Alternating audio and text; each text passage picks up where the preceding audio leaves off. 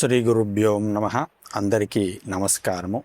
గత వారము మీకు సిద్ధమంగళ స్తోత్రాన్ని అందించడం జరిగింది. దాన్ని ఎంతోమంది చాలా చక్కగా చేసుకుంటూ ఉన్నారు. కొందరు అడిగారు నాకు మెయిల్స్ ద్వారా, మెసేజెస్ ద్వారా, సులభంగా ఏదైనా చిన్న మంత్రం కానీ శ్లోకం కానీ ఉందా అండి, మేము ఈ సిద్ధమంగళ స్తోత్రాన్ని 11 సార్లు పారాయణ చేయాలి అంటే ఇంత సమయం మాకు లేదు అని అన్నారు. ఉన్నదండి, ఖచ్చితంగా దత్తాత్రేయ అనుష్టు మంత్రము లేదా సిద్ధ మంత్రము అంటారు. చాలా సులభమైనటువంటి మంత్రము ఇది. నామాలతో కూడి ఉన్నటువంటి మంత్రము, చాలా శక్తివంతమైనటువంటి మంత్రము. దీనిని కూడా నిత్యము ఒక 108 సార్లు జపము చేసినట్లయితే దత్తాత్రేయ స్వామివారు ఎప్పుడు ఏది ఇవ్వాలో అప్పుడు అది ఇస్తాడండి మీకు. అంటే మీరు కోరికల కోసం దీన్ని చేస్తూ ఇది తీరలేదే అని అనుకుంటూ ఉండొద్దు మనసులో.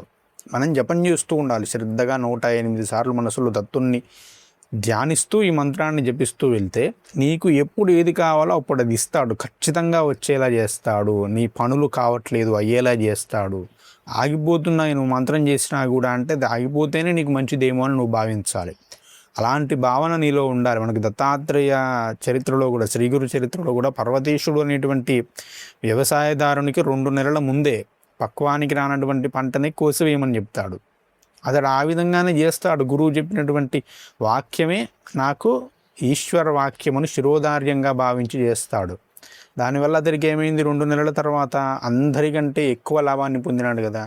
కాబట్టి ఎవరు త్రికరణ శుద్ధిగా తాను చేసేటువంటి మంత్రాన్ని, పూజించేటువంటి దైవాన్ని నమ్మి ఏది జరిగినా ఇది ఈశ్వరానుగ్రహమే అని చేస్తారో వారు ఖచ్చితంగా అద్భుతమైన ఫలితాలను పొందుతారు. కాబట్టి అందరూ కూడా ఆ శ్రద్ధతో ఏ మంత్రాన్నైనా చేయండి. ఈ మంత్రం ఒకటే కాదు, ఏ పూజ, ఏ మంత్రం, ఏ స్తోత్రం చేసినా కూడా మీరు ఆ శ్రద్ధతో చేసినట్లయితే 100% అద్భుతమైనటువంటి ఫలితాలను పొందుతారు. ఇప్పుడు మీకు ఆ మంత్రాన్ని ఉపదేశిస్తాను, దాని అర్థాన్ని కూడా తెలియజేస్తాను. దత్తాత్రేయ హరే కృష్ణ ఉన్మత్తానందదాయక దిగంబరమునే బాల పిశాచ జ్ఞానసాగర. దత్తాత్రేయ హరే కృష్ణ ఉన్మత్తానందదాయక దిగంబరమునే బాల పిశాచ జ్ఞానసాగర అంటూ ఉన్నాడు. అంటే ఏమిటి, దీని అర్థం ఏమిటి? దత్తాత్రేయ, అత్రి అనసూయ దంపతులకు తనను తాను దత్తము చేసుకున్నటువంటి త్రిమూర్తి స్వరూపుడైనటువంటి ఓ ఈశ్వరుడా దత్తాత్రేయ హరే. ఆ దత్తాత్రేయుడు ఏమి చేస్తాడు? స్మరించినంత మాత్రము చేత హరే, భక్తుల యొక్క పాపములను, తాపములను, సమస్తమైనటువంటి దుఃఖములను కూడా హరించి వేస్తాడు. కృష్ణ, కర్షిస్తాడు. భక్తుల హృదయాలను కర్షించేటువంటి వాడు, ఆకర్షించేటువంటి వాడు నా దత్తుడు అని చెబుతున్నాడు. హరే కృష్ణ. ఉన్మత్తానందదాయక, మనసులను కర్షించేమి చేస్తాడు? ఉన్మత్తమైనటువంటి ఆనందాన్ని, పరమానందాన్ని ఇస్తాడు. ఏది పరమానందము ఈ లోకంలో అంటే ఆత్మానందమే పరమానందము.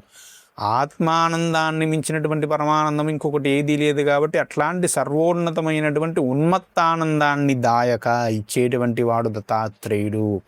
దత్తాత్రేయ హరే కృష్ణ ఉన్మత్తానందదాయక దిగంబర మునే. దిగంబరుడైన వాడు ఆయన ఎక్కడ ఉంటాడు? దిక్కుల యందు ఆవరించి ఉంటాడు. ఆయన లేని చోటు లేదు. ప్రతి దిక్కులోనూ, అష్టదిక్కులలోనూ, పైన కింద దశ దిక్కులలోనూ కూడా ఆయన వ్యాపించి ఉంటాడు. అణువణువున వ్యాపించి ఉన్నవాడు. మునే, మౌనంగా ఉండేటువంటి వాడు. బాలహ, నీవు బాలుడిలాగా స్వచ్ఛమైనటువంటి హృదయముతో ఈశ్వరుణ్ణి ప్రార్థిస్తే అప్పుడు నిన్ను ఆయన పిశాచ జ్ఞానసాగర, ఆయన నిన్ను అనుగ్రహిస్తాడు. ఆయన పిశాచ ఎలా వస్తాడో తెలుసా?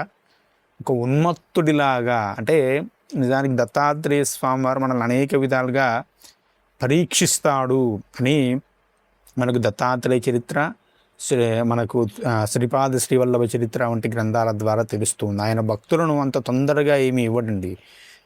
చిత్ర విచిత్రమైనటువంటి వేషాలలో ఒక పిశాచిలాగా వచ్చి, ఒక పిశాచిలాగా అంటే ఒక ఉన్మత్తుడిలాగా వచ్చి మనల్ని పరిశీలిస్తాడు.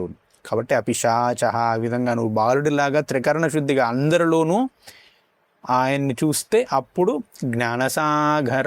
జ్ఞానసాగరుడై నిన్ను ఈ సముద్ర సాగరం నుంచి బయటపడవేస్తాడు అని ఈ శ్లోకం యొక్క లేదా నామాల పరంపర యొక్క అర్థం. కాబట్టి చక్కగా అందరూ చేసుకోవచ్చు ఈ యొక్క నామాన్ని. నియమాలు అంటే అంటూ ముట్టు మైల ఉన్నప్పుడు చేసుకోకూడదండి, మిగతా సమయాల్లో చేసుకోవచ్చు. అంటూ ముట్టు మైల అంటే స్త్రీలకు రజస్వల సమయం ఉంటుంది కదా, 5 రోజులు చేసుకోకూడదు. ఆ సమయంలో మగవారు చేసుకోవచ్చు అంటే వీరు విడిగా ఉంటే వారు చేసుకోవచ్చు, లేకుంటే చేయకూడదు. ఇంకా మైల అంటే అశౌచం, పురుడు కానీ లేదా ఎవరైనా సగోత్రీకులు మీ గోత్రం ఉన్న వారి శరీరం విడిచినప్పుడు కానీ ఆ 11 రోజుల పాటు దీన్ని చేయకూడదు. 12వ రోజు నుంచి చేసుకోవచ్చు. అదేవిధంగా అశుచిగా అంటే ఎంగిలితో ఉన్నప్పుడు ఎంగిలి వస్త్రాలు ధరించి అన్నం తిన్న తర్వాత స్నానం చేయకుండా దీన్ని జపించకూడదు. ఎప్పుడు కూడా ఎట్లాంటి మంత్రాన్ని కూడా జపించకూడదు. మంత్రాన్ని జపించాలంటే ప్రధానంగా శారీరక శుద్ధి ఉండాలి, వస్త్రశుద్ధి, శుద్ధమైనటువంటి వస్త్రాలను కట్టుకొని ఉండాలి. కొత్త బట్టలే కట్టుకోవాలని ఏం లేదండి, శుద్ధమైనటువంటి వస్త్రాలను కట్టుకోవాలి. ప్రశాంతమైనటువంటి వాతావరణం ఉండాలి. నీ చుట్టూ ఉండేటువంటి వాతావరణం కూడా గందరగోళంగా ఉంటే నువ్వు మంత్రం మీద ఈశ్వరుని మీద ధ్యానాన్ని నిలపలేవు. కాబట్టి ప్రశాంతమైనటువంటి వాతావరణాన్ని కలిగి ఉండాలి.